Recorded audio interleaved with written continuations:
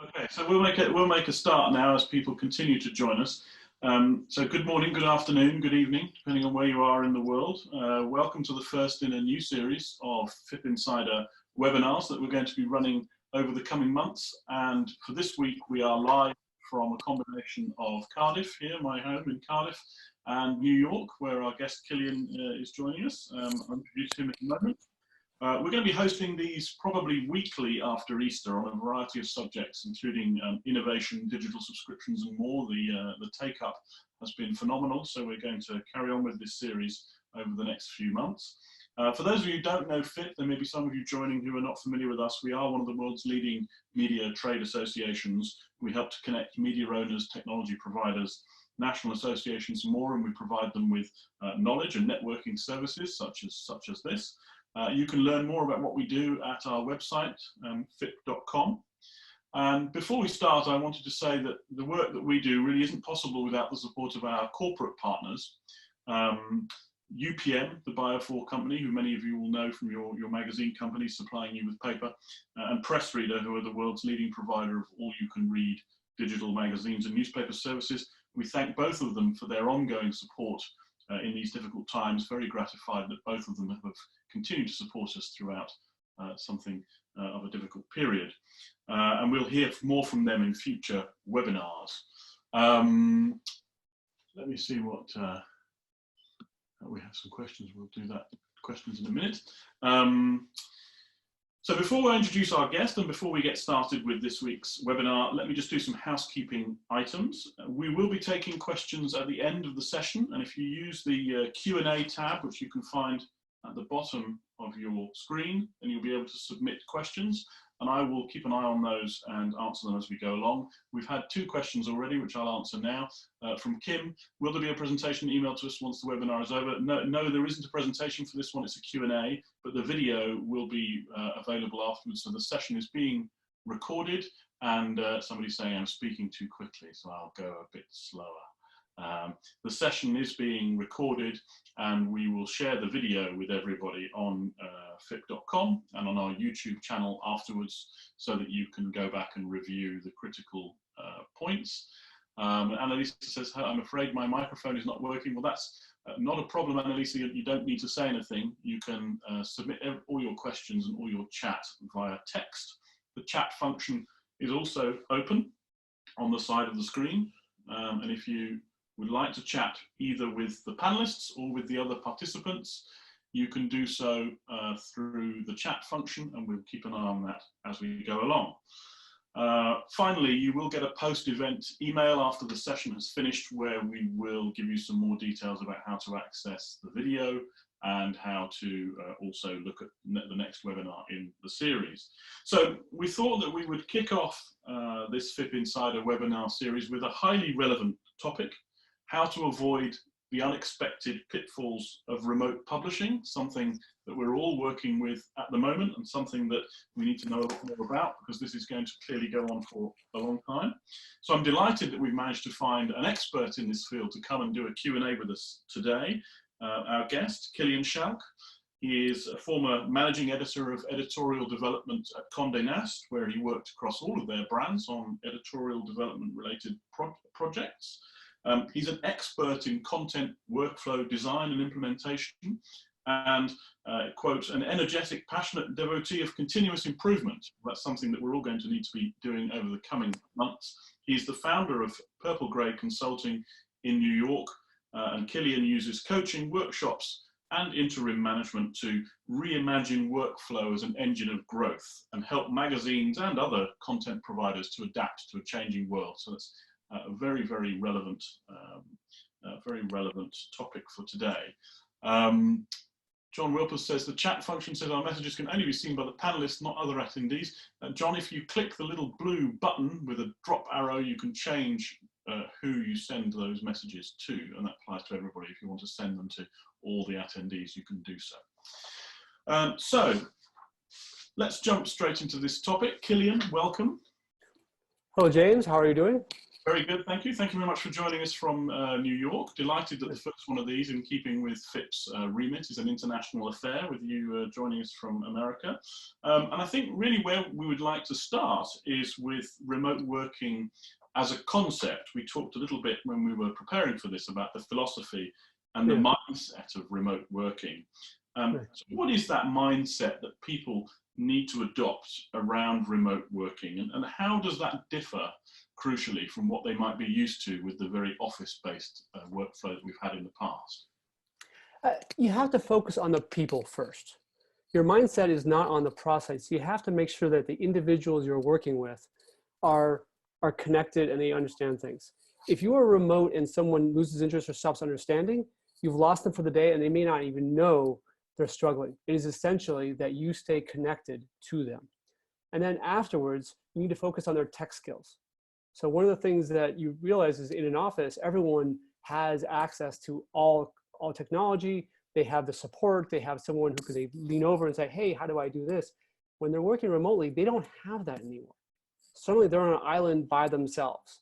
And so what ends up happening is they're kind of like, any misunderstandings they have about their own technology and their own setup will isolate them and pull them away. So you have to make sure that you keep them connected so that they don't end up being cut off. And so your job is to stay connected to them so they can continue to contribute. So there's a big, almost an enhanced function of communication and sharing of knowledge and information, and we're going to come on to some of the pitfalls associated with that later on. But let's just talk about the kind of mental aspect first, really, of this. I mean, there are lots of different roles in teams, but I guess the two big ones are the manager and the individual team members. I mean, how can you, as in one of those roles, get yourself mentally ready for this?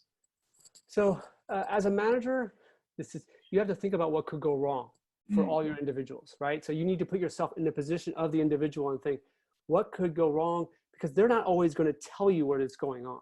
So because when people move out of the physical space that they are used to, they may need support that they didn't need before, and they didn't even know they needed support. So your job is to reach out, understand where they are, and go from there.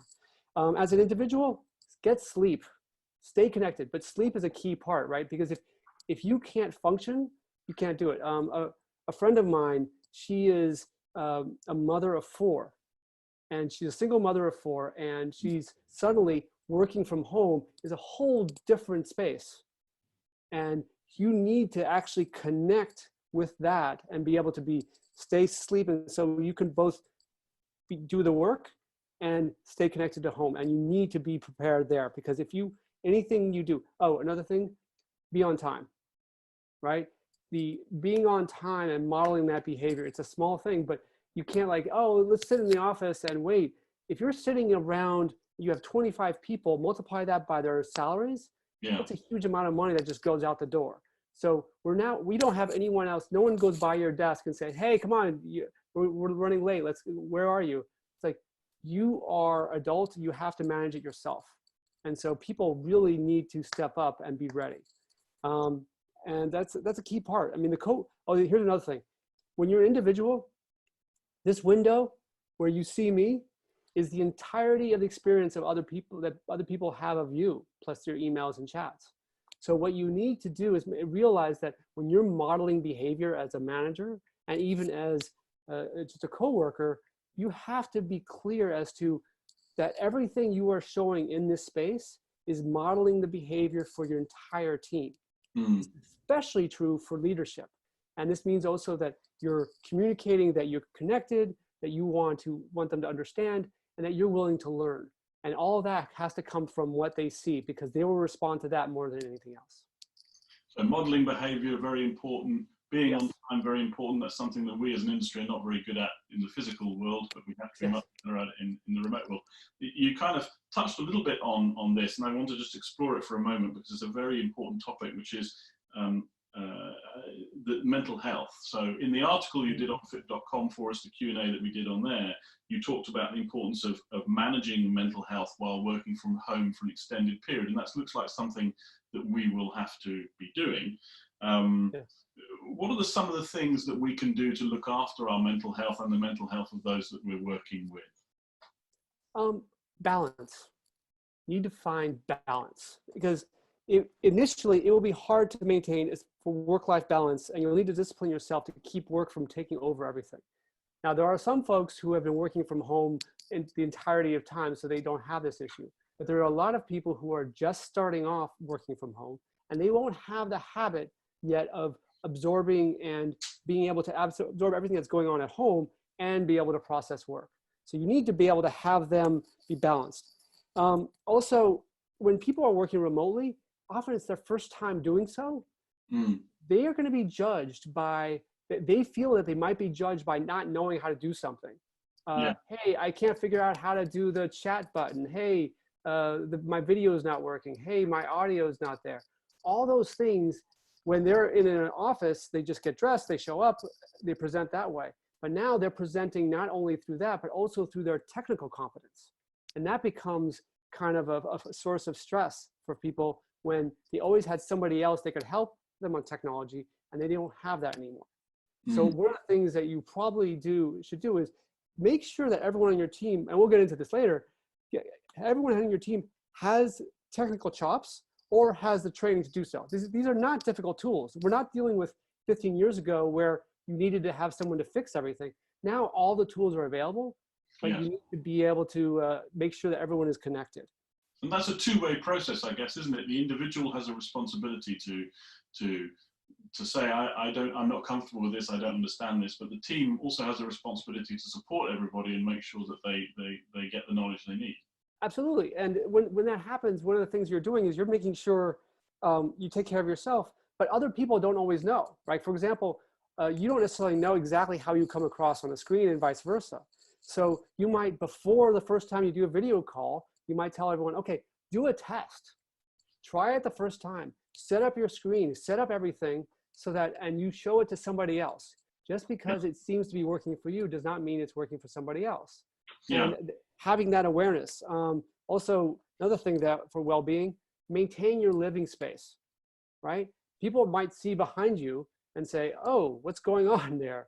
And I think one of the things, it's also a way to clear your mind and be clear what's going on is to take care of the space around you so that when you look around, you feel calm. And that is a key part of this. So keep a kind of clean, tidy and ordered living space. Don't allow it to get messy. What about, somebody's asking on here the question about communication and over communication. What about that? I mean, how can we, I was speaking to some publishers last week just to get some background on this webinar, and one of them said to me, the problem they're having is that now they're getting bombarded with messages in every possible direction. They're getting WhatsApps and they're getting Slacks and emails and 24 hours a day. So related to the question of mental health, how do we deal with that? Over communication? Yes, well, first of all, it is a thing, right? Over communicating can be a problem, but communicating is essential. So what you end up having to do is you need to have standards as to what the company will communicate on, right? Every new platform you're requiring people to communicate on is an extra cost. So what I do with my clients is we establish a communication group that actually decides for the organization, what are the tools we're going to use to communicate among ourselves, and how are we going to do it? Are we going to use Slack? Are we going to use Teams? Or are we going to use Google Docs? What are we going to do? And the team decides it, because back in the day in magazines, oh, if someone wanted to use Word and email files around, well, they could do that, right? And if you were somebody who wanted to type out on a piece of paper and hand it to somebody, someone else would type it in for you. All those things could happen. But now everyone needs to be working on the same tools. And that actually helps mental space so that everyone can actually absorb what's going on, and they're doing it on similar tools. Now, in terms of the publishers who are receiving messages from everywhere, what they can do is you have to be aware of your notifications. This sounds like a small thing, but every application you have has notifications and settings for notifications. And you have to be aware of when will you be notified about something. And you have to be able to calm. And also setting expectations as to when are you going to check email? Like, you can't be always on, always responding. What you have to do is you kind of have to be aware that not everyone's going to be responding at every moment, every day, right? That's too much to ask. What you can do is say, have a people text you when there's a big problem, and email and those things. And the more that that's understood throughout the organization, the calmer it gets, because people know that if this is really important, someone will text me. Otherwise, it'll be in the Slack message. Otherwise, I'll receive an email. I would recommend, honestly, internally, use Slack or some Teams to communicate. Email, you should try to keep email to remote things, right? If you're talking to the outside. That make sense? Yeah, it's almost like a hierarchy of communication methodologies depending on what the kind of thing is that you're talking about. Absolutely, and when you set that up, you need to have the team be part of it. So like when I set these up, I'll have the team. I'll build a team from different parts of the organization, and they together decide what the organization is going to use and how they're going to communicate. And the boss and everyone else are listening to them. And they're going to do an experiment. All right, we're going to try for the next week, everyone to use Slack in this way. And you do experiments, and you go back and you see, did that work or not? And the more proactive you are, the more you're going to save time later. Yes, there is a ton of communication, but also, if one of the things that might show is that leadership is getting too much communication, it's like, well, are you delegating enough? Right? Like, because you might not be delegating enough of your decision making. Maybe you need to find some decisions that you pass on to others. Yeah, it might be that. And just close this opening section about the mentality and the philosophical approach to working from home by talking about morale. I mean, there's a chance that we're going to be doing this for a while, and for the time being, this is all new and exciting and different. How are we going to keep up morale for ourselves and for our teams if this goes on for a long time? Because this could be a prolonged period of change and uncertainty. Absolutely. This looks like it's going to be a marathon, not a sprint. Find a pace that you could sustain, right? You don't start a marathon by sprinting as fast as you can. You start a marathon with an idea that it's going to be a long ride, and I need to work a certain number of hours, and I need to keep aware that every day, every week, I'm going to take time off, time on. And one of the other things you have to be ready for is at the beginning, there's a steep learning curve, both for the individual and for the team working together. And you have to expect that it's going to be a slow going. It's going to be a lot of effort to learn initially. So supporting people through that is a key part. Also, depending on how an individual is, working from home can be very intense. I was talking about my friend who has 4 kids at home and is a working mother, a single mother. That life for that person is difficult, and has the kids are running around, and you have to manage that. That is a big thing, and so that stress is also there. So being aware that go in small bits, small bunches, and work your way through, and allow yourself to choose to build your team. I mean, like vacation. I mean, there's a lot of things you can do. And on our Q&A here, Amir Safir from Review of Religions, a FIPP member, is making the point that you've also got to factor in that there are kids being homeschooled as well, which can add to the stress in a workplace, in an environment at home where you've got limited technological resources and time and effort, and you've got to look after the kids as well as the work. It is. It's funny. One of my clients in Indiana, Amy, she had 8 kids. And she was homeschooling. Yeah, 8 kids homeschooling. And it was unbelievable. And I stayed and visited them for dinner. Homeschooling is difficult. Yeah. Homeschooling is a hard work. And I have a whole new respect for being able to manage that. And that all of a sudden you have another part of your brain where you're thinking, are my kids on the right track? Do they learn these things? Do they understand it? And it's all what the teacher was taking care of. And you have to do that. And that's a whole nother level of stress. So respecting that with your employees and your staff and your coworkers, it's a marathon. Make sure that you're running at a slow and steady pace, and you know what that pace is. Absolutely. I mean, we had a team meeting last week here at FIPP, a virtual team meeting, and we made the point as well that people need to take an Easter vacation. It may sound like a strange thing when we're all sat at home and we're not allowed to leave.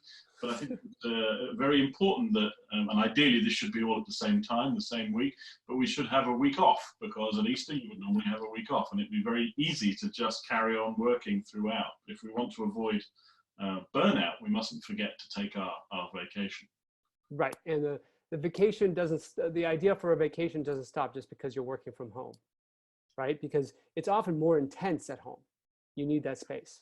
Yeah, absolutely. Okay, so let's move on to the tools and the technical knowledge. We've spoken about the philosophy and the mindset and how you get yourself ready mentally to work from home. Let's talk about the tools and technical knowledge that teams are going to need to make remote publishing a success. So let's start right at the very beginning. Just give us a basic checklist of things that people need to have if they're going to make this a success working from home. Okay, the basics: you need a laptop because you can't have just a regular machine. It needs to be a laptop because often you'll have to move around in your apartment or your house, right? So it needs to be a laptop. You need to have earphones, Wi-Fi. You don't need to be dealing with cables, but everyone has Wi-Fi now. Access to a techie, right? You need to have somebody that you can call on. It can be your 12-year-old or you can be your 80-year-old grandparent, whoever it is, somebody who you can call on and say, hey, the cables don't work here. What's going on? Answer those questions because you won't have access to technology. And here is the key part, and this is communication at home. This gets into the personal. Boundaries with anyone sharing your living space, right? You need to be clear who's doing what. You need to respect their boundaries and they need to respect yours. Because all of a sudden, you know, obviously it's always fun to see someone, you know, Jimmy Fallon's kid jump over his head and all that. But it can be mortifying for the kids themselves if they feel like they're interrupting something or causing a problem for their parents. And it is respectful for everybody. Okay, daddy's going to be doing this, mommy's going to be doing this, and be clear on what it is. And you say, okay, when the flag is on the door, please don't knock on it. All these kinds of things will help people understand what's necessary and how to work. And within that, of course, you need to claim a space within your house as your working space, which you may not have had before. Yes, but sometimes that's not even possible. Sometimes you can claim a space and you don't have enough space, so you have to move around. So as long as the people around you are aware of that, that's a key part, because there's always going to be some room that is being used for one thing, and then you have to adjust it. Sure, if you can set up one room and block it off and you're not doing anything else there, that's great. You can reproduce the office experience. But if that's not possible, make sure that your community that you're living with has that too as well. Fantastic. Okay, what about then the shared workflow tools that you recommend? Just give us a rundown of what those are. Okay, so the basics are a video tool that you can have a conversation, a chat tool like Slack or those sort of things, you know, and a cloud-based editing tool, and that allows you to share documents and work collaboratively.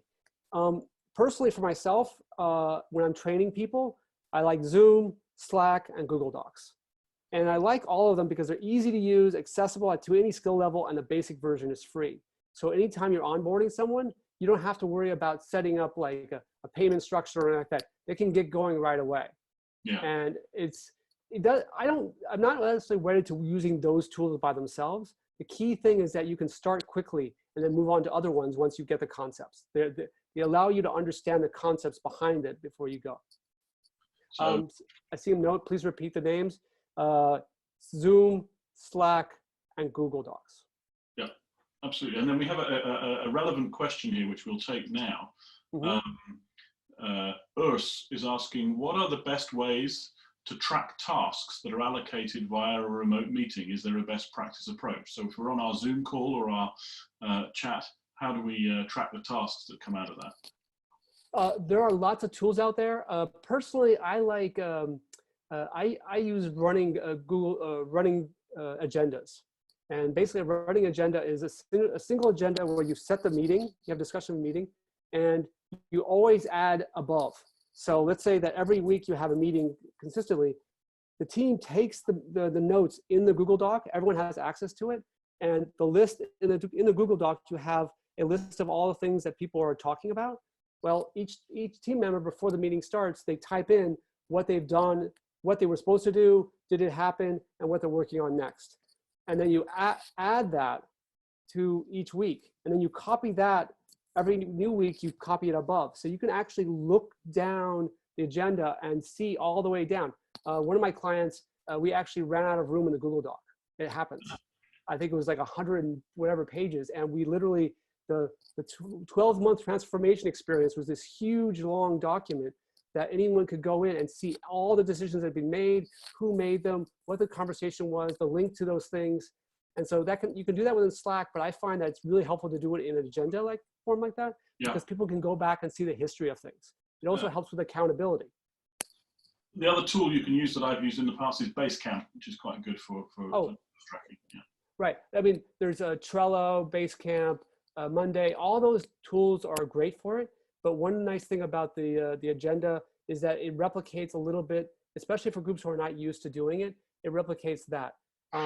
Once you get into using Trello and all those things, there's a lot of tools. But it's a nice way of also having the story about the conversation. Right. Here's what we're doing. Here's why we're doing it.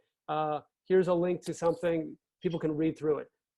Obviously, once the team is savvy, you can use Trello and those tools, but it's sometimes very good to have a written documentation.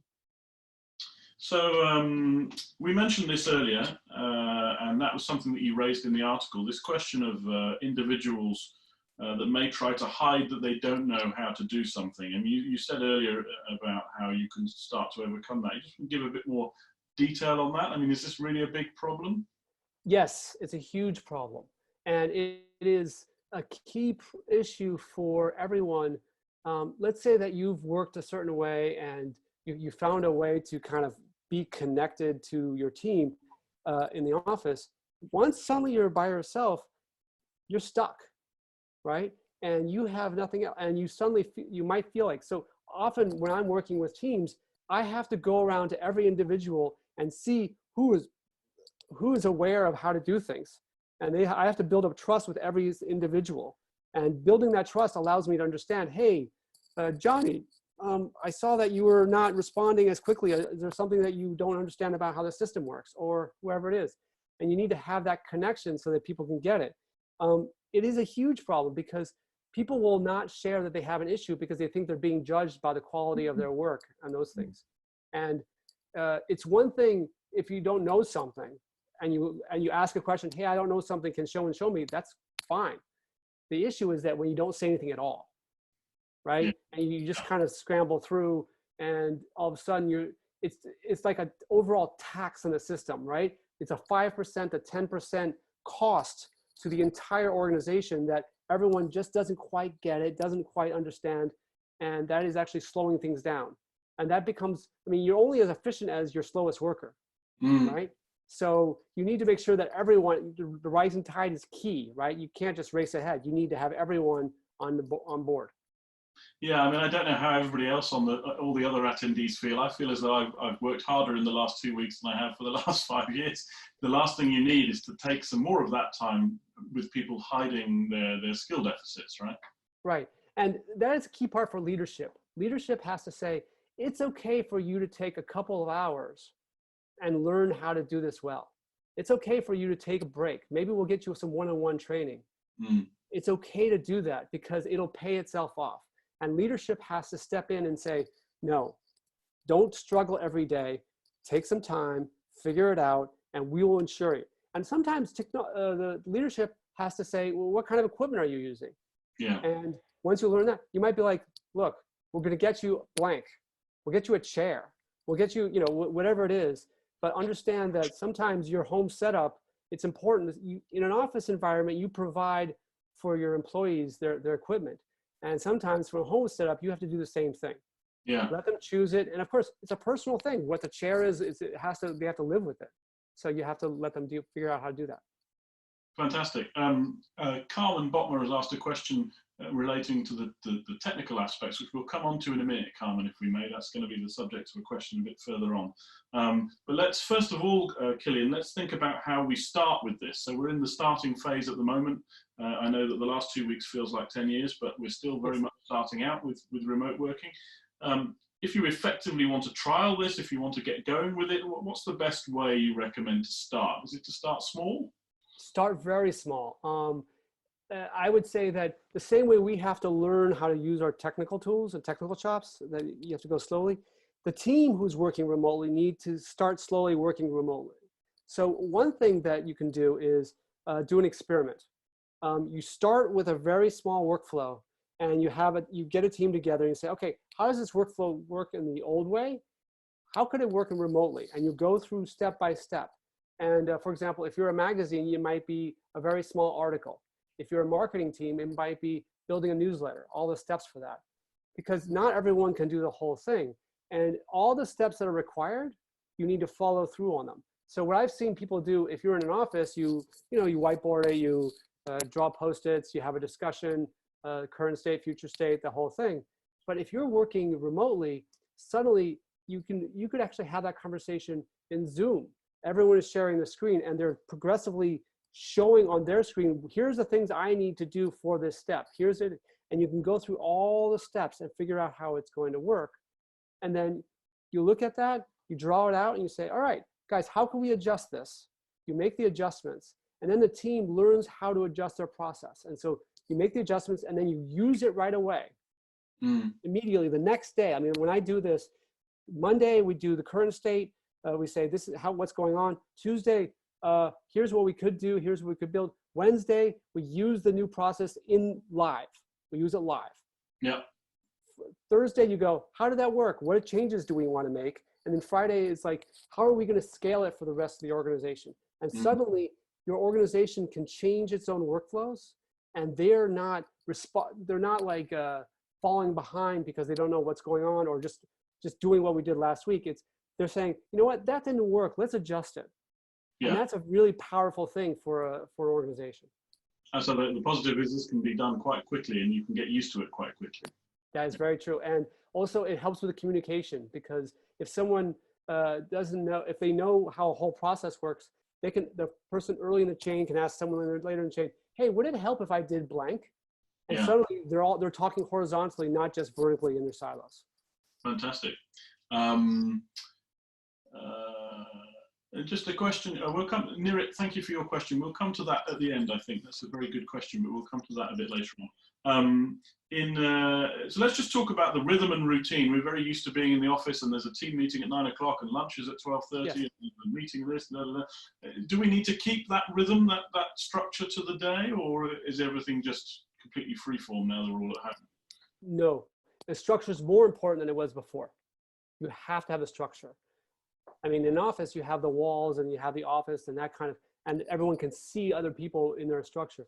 When you can't see everyone all the time, the structure you have is even more important. It has to be more explicit. And so, for example, the stand up in the morning or whatever conversations you're having, that is explicit. The timing for those is key and not wasting any time on it, right? Like you need to be able to start, get going, and people need to be able to count on things happening at a certain time. So that structure is a key part. Also, I mean, I would make them explicit. All right, like actually the group that was actually helping with the technology, we were talking about like getting a team to do that. That same team can think about how to build a schedule and how to adjust it so that the team works around. And there's small things, making sure that everyone uses calendars. I mean, you think that this was done, but a lot of people don't always put everything on their calendar that needs to be done so that people can ask them for invites. And all those things. And like, so all these points you have to work with. Also, bosses, so often bosses are in a position where the individuals on the team won't always tell their boss that what the boss is doing is not helping, right? So the boss has to be especially sensitive to those issues, and they have to be willing to change how they do work. Like sometimes they don't put their calendar open to everybody, and maybe that's the way you do things, but I would recommend that you will have to model the transparency that you want everyone else to be using. So this is Nirit's question. In this situation, will publishers or editors be open for new initiatives because it seems as everything is frozen? And I think that's wrong when it comes to content. I guess what you're saying is that everything can't be frozen. You have to adapt very quickly to a new way of working. Yes, but it also has to be structured, right? So it can't be free form. You actually have to be conscious about the structure you're building for your team. So that you can do lots of different things, but the team is going to have to understand as a group, what are we doing, what order we're doing it, and who's doing what. And that is explicit. In an office, you can be free form because everyone's just yelling over people's shoulders. Hey, I did this, you did it, you don't have to have explicit. But now all of a sudden, there's the flood of information, the flood of notifications that everyone's getting. you need to have it be explicit so people only get the information that they need at the time they need it, and they're not getting too much information.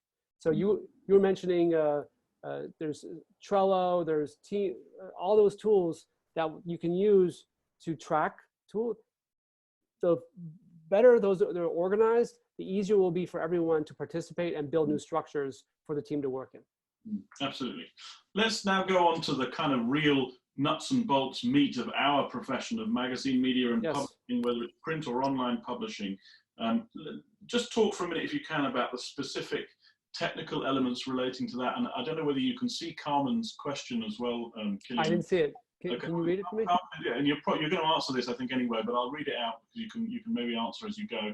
How do magazines check designs and make notes while working remotely? We're so used to sitting next to the designer and checking InDesign and making notes. Now it seems like a lot of low-res PDFs are just being sent around. So the question is, how can you productively work with your designers and work faster without breaking the workflow? Okay, that's a great question. It's Carmen, right? It was Carmen? Yeah. Okay, Carmen, wonderful question. And I'm very happy that you asked that. Magazines have historically used construction of print layout to structure how text is edited, and we have trained a generation of editors to think that this is helpful.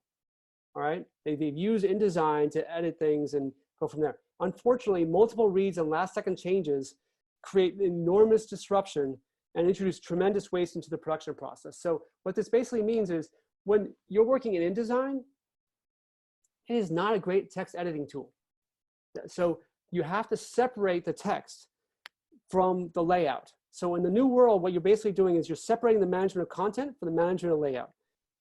I mean, you can use a cloud-based tool like Google Docs to finalize the text. So make sure that here is all the text as it is. It's completely done, right? And you don't use the layout to edit the text. You're using the layout tools to just make it look a certain way. You want to reduce, in a magazine, in an office environment, you can have multiple rounds. People have proofs all over the place. You can't do that. The PDFs are not helpful. So what you need to do is pull back, take every change out of text change out of the InDesign and push it back into earlier in the process, into a layout-free space, in a content-first space. You make all the changes there, and the text is not ready for layout until it is ready for the web. Imagine it that way. So essentially, you're creating the text, you're updating the text, you're making all the changes. And it might be spilled into the layout. You might end up cutting a little bit, but that's it.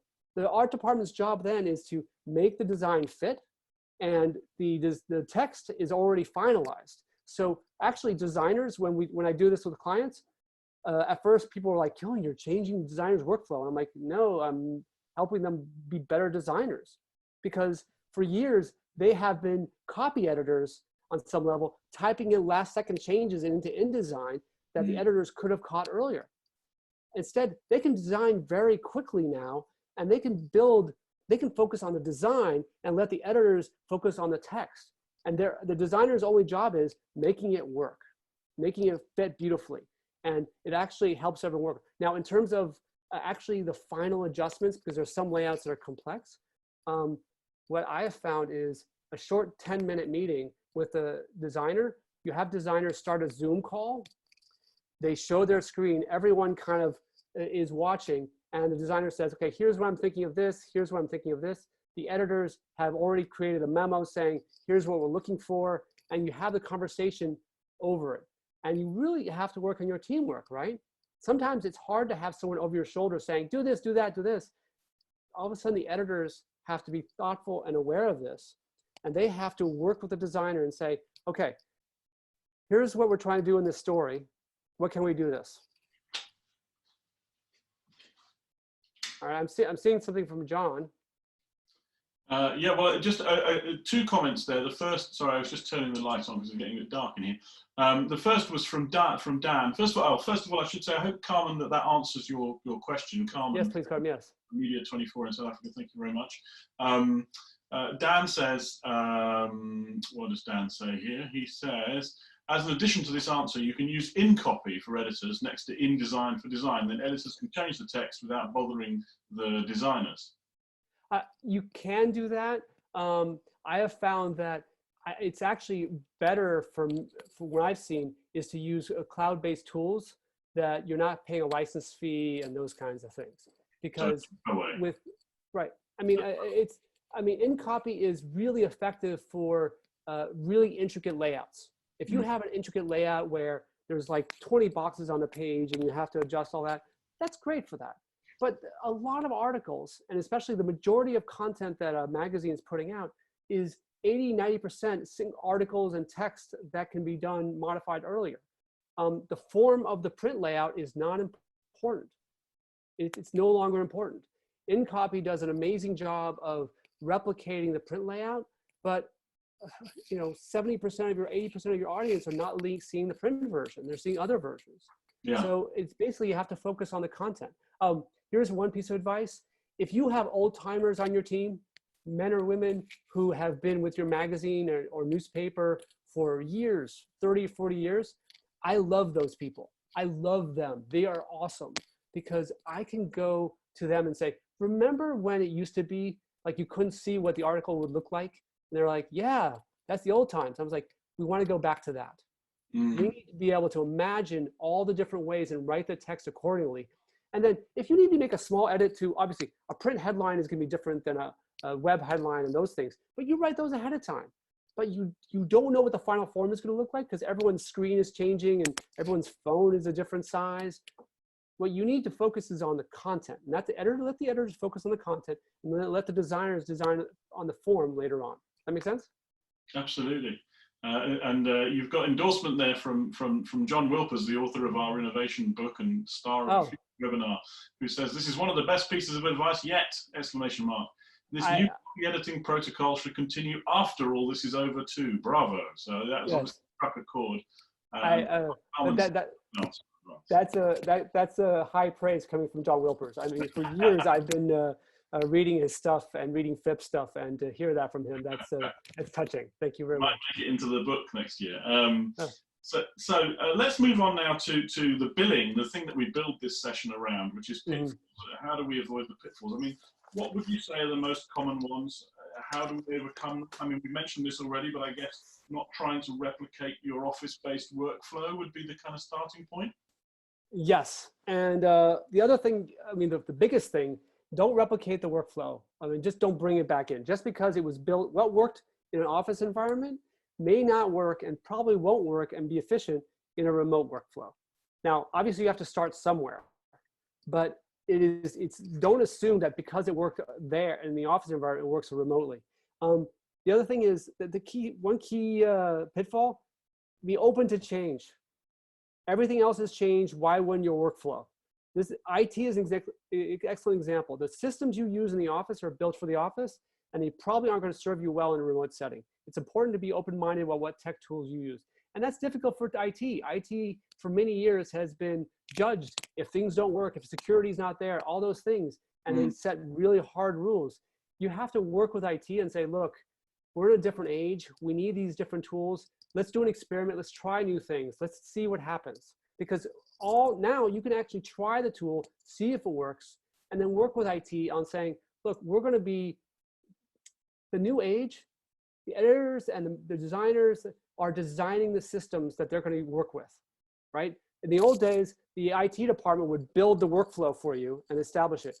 No more.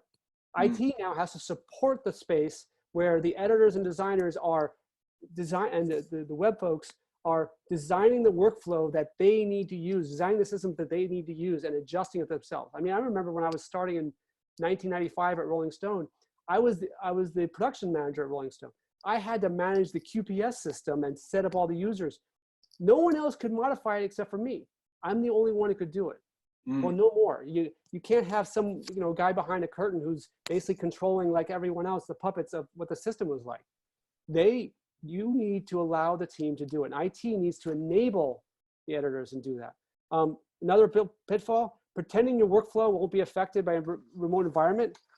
Leadership has to be flexible, and it has to be able to allow people to take risks and try things. You can't innovate if you don't try.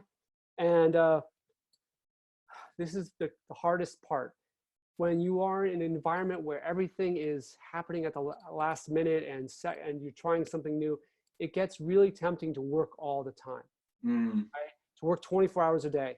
And people start feeling like they have to demonstrate it to everyone else. They say, oh, I need everybody else. We all are on board. We're working all the time. This is our great moment. And it's like, it's a marathon. You don't want to be that guy who drops in at mile 10 and is unable and has to be take a cab to the end of the race, right? There are no cabs, right? You need to pace yourself, all of you, please. And you need to respect each other's work-life boundaries, because it is a key part. I mean, I wouldn't even call it life-work balance, because if you keep life first, then the people can function, right? And you can go from there. And they can also feel like if they understand that work-life balance is okay, then they will be free to ask for support when they need it. Leadership at this point can say, wait a second, maybe we don't need to do every single project. Maybe we can reduce the scope so that we can make sure our systems are working and in place so that we can scale later. Does that make sense? So don't burn out, and make sure that your enterprise corporate IT department is part of the solution and not part of the problem. Absolutely, absolutely. Engage them, because they see, the IT group will see it, but they've often built a adversarial relationship, and you need to engage them. And well, they see possibilities.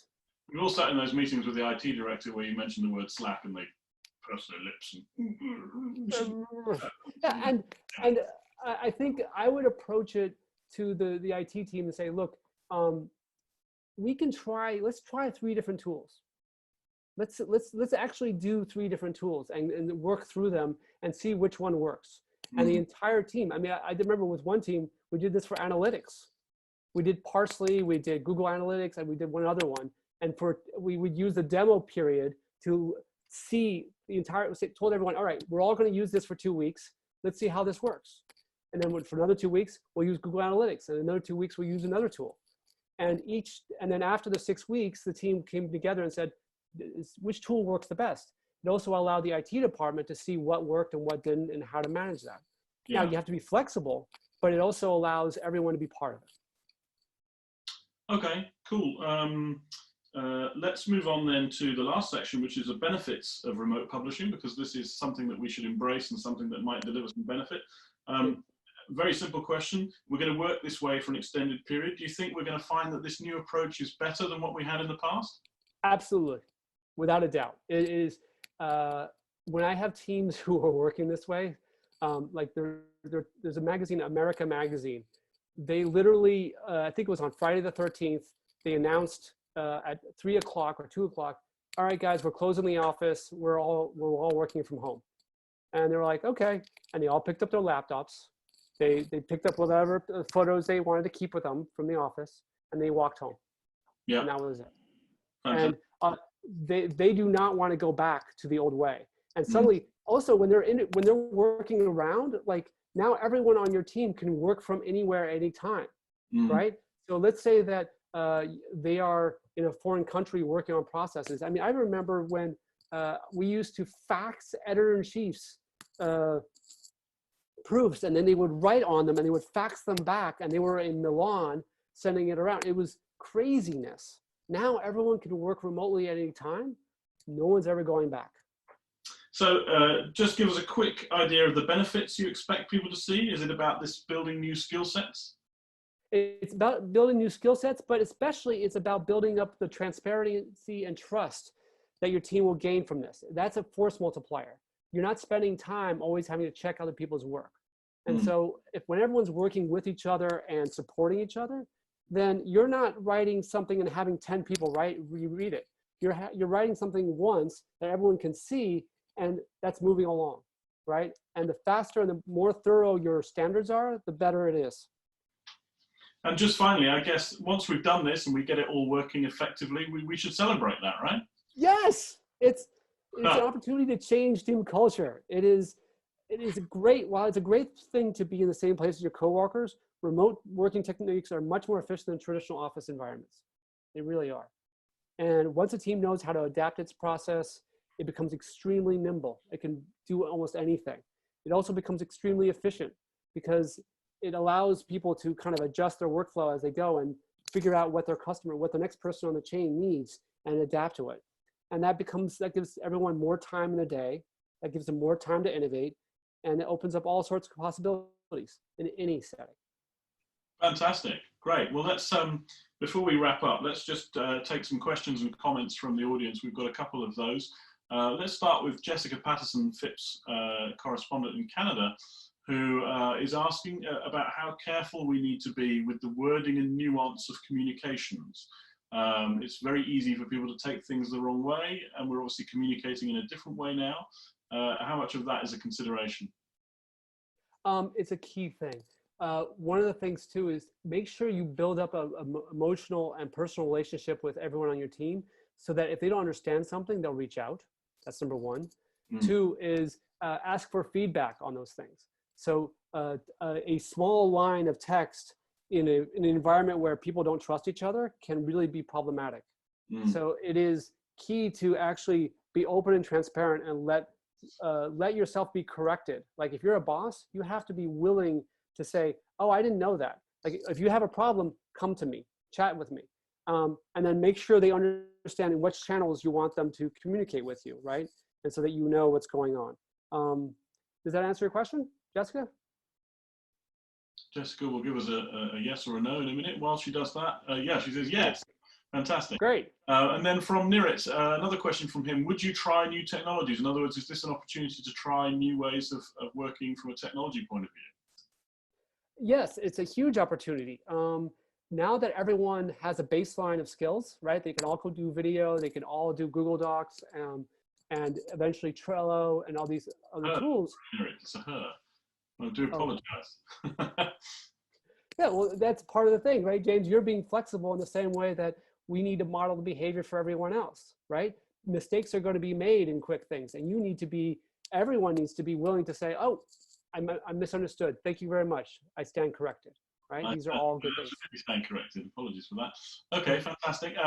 Then Ian Seeger is asking, what's an IT team? Not really, but there's a bunch of us smaller companies without IT or HR, etc. I mean, I guess for them, it's happy days. You can crack on quickly. Smaller teams actually have a pretty huge advantage in this new world, right? The tools are designed to support them. There's a lot of the new tools are really great for them. But also you have to do a lot of new things, right? When you're building new channels and new channels of content, suddenly everyone has to be a data analyst. Everyone has to be able to present themselves on screen. Everyone has to be able to write, right? So it puts more pressure. The smaller the team, it puts more pressure on the individuals to be more flexible and to do new things. Absolutely. And then Craig Ricks is asking, do you have any advice for editorial planning or brainstorming tools? I would say there are plenty of tools out there. That's another conversation. You guys can always contact me about this. But one thing I would say when brainstorming is be really structured about, here are all the options we're thinking about, right? Collect them all into one place, right? So you're not repeating the same conversations. You have all the possible ideas in one place. And then you're going through those as a group saying, what are the ideas we're doing? So Trello works really well with this. You can have a list of all the story ideas in one place and you work through them. You can use Post-its, virtual Post-its and all those things. But what that does is Trello allows you to make the list, make notes on each one, and then as they go, you can move across. Submittable, I don't know if you've ever heard of Submittable. Submittable does a nice job of this too. But any like Monday.com or any of these database, Airtable, they can all build systems there. There are also specialized systems that do this as well. Fantastic. Okay, so I think that's all of the questions we've had from the audience. Oh no, John Wilpers gets in with a final one. Do you recommend doing some virtual socializing as well, replacing the Let's All Go Out for a Beer events that helped build teams? James, you and I completely forgot about it. Yes. You must be somebody that never goes out for a beer, or I mean, it's unbelievable. You didn't even mention it. Thank you, John. Water, I promise you. I promise you, yes. Well, John, thank you for bringing that up. Yes, it's even more critical because if you don't have those times to actually bind us together. This is a wonderful chance for the teams to grow as a team and learn from each other. And you need those moments where you're sitting down having, I mean, even Zoom has ways of breaking off chats to smaller discussions. So you can use that opportunity to learn about each other and build the trust. It's very killer. Yes, virtual beers. Yes, absolutely, Jessica. Virtual beers. Maybe we need to do one with FIPP. Well, and Andrew from Dubai as well, who's currently also in lockdown in Dubai, asking for virtual beer. We'll do that definitely. Yes. So just finally then, Cobus is asking whether we can list all these various technologies. We will do that after the event. We'll make a list of all the technologies that are there. And Amir is asking, are we going to do more of these sessions? Yes, we will be doing more of these sessions, more details on that in a minute. But before we go, and before we wrap up, Hi, Amir. Hour, can you give us 5 tips to do this successfully? Give us 5 wrap-up points to take away. Yes, I can. 5 tips. I actually had them written somewhere. Where are they? They're on the Google Doc. Okay. 1, make sure everyone has appropriate tech skills. Right? So it seems like a no-brainer, but you actually have to be methodical about it. If you can put it in a chart so you can show everyone what their tech skills are and everyone can help each other, that's a key part. Make sure everyone has tech skills. Number 2, model the behavior you want to see from your team. If you do it, others will understand it. And that involves, even if you're not a manager, model it for each other, right? And if someone else is doing something that you admire, learn from it. Because if you're all modeling the behavior, you can actually help each other grow. 3, involve everyone in decision-making, right? Nothing is more disempowering to understand that it doesn't matter what you say, something else is going to happen. If it's your workspace and you're all working together, you should be able to manage that.